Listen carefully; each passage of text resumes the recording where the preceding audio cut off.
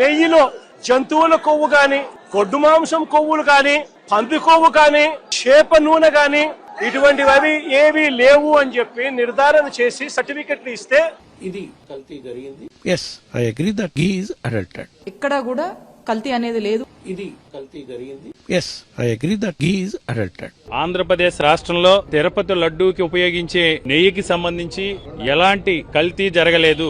ఇది కల్తీ జరిగింది. Yes, I agree that ghee is adulterated. నాటకం ఈ లడ్డూలో కల్తీ జరిగింది అబద్ధం అన్న విషయం మళ్ళీ ఒకసారి ఆంధ్రప్రదేశ్ ప్రజలు తెలుసుకోవాలి. ఇది కల్తీ జరిగింది. Yes, I agree that ghee is adulterated. మాట అనేటప్పుడు 1-10 చెక్ చేసుకుని మాట్లాడాలి. ఆ ఐసీఐఆర్ రిపోర్టు ప్రకారం ఏ రకమైనటువంటి ఏమి కలవలేదు, ఇది అబద్ధం. ఇది కల్తీ జరిగింది. Yes, I agree that ghee is adulterated. ఇటువంటి జంతు కొవ్వు కల్తీ లేదని ఇది కల్తీ జరిగింది. Yes, I agree that ghee is adulterated.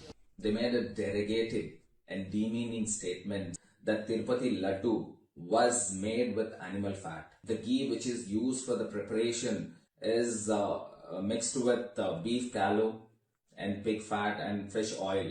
And now the truth got exposed. NDDB report clearly mentions that there was no animal fat used for the preparation of laddus. ఇది కల్తీ జరిగింది. Yes, I agree that ghee is adulterated. అసలు తిరుమల లడ్డూలో జంతువుల కొవ్వు, పంది కొవ్వు, గొడ్డు కొవ్వు, చేప నూనె అని చెప్పి మాట్లాడి ఏ ఆధారం ఉందని మీరు మాట్లాడారు? ఇది కల్తీ జరిగింది. Yes, I agree that ghee is adulterated. శాస్త్రీయంగా పరిశోధించి ఎలాంటి జంతువుల కొవ్వు కూడా జగన్మోహన్ రెడ్డి గారు ముఖ్యమంత్రిగా ఉన్నప్పటి హయంలో లడ్డూల తయారీలో కలవలేదు. ఇది కల్తీ జరిగింది. Yes, I agree that ghee is adulterated. కల్తీ ఉందని నిరూపించలేకపోయారు. లడ్డూ ప్రసాదాన్ని ఎక్కడా కూడా లడ్డూ ప్రసాదంలో కల్తీ కలిసిపోయింది.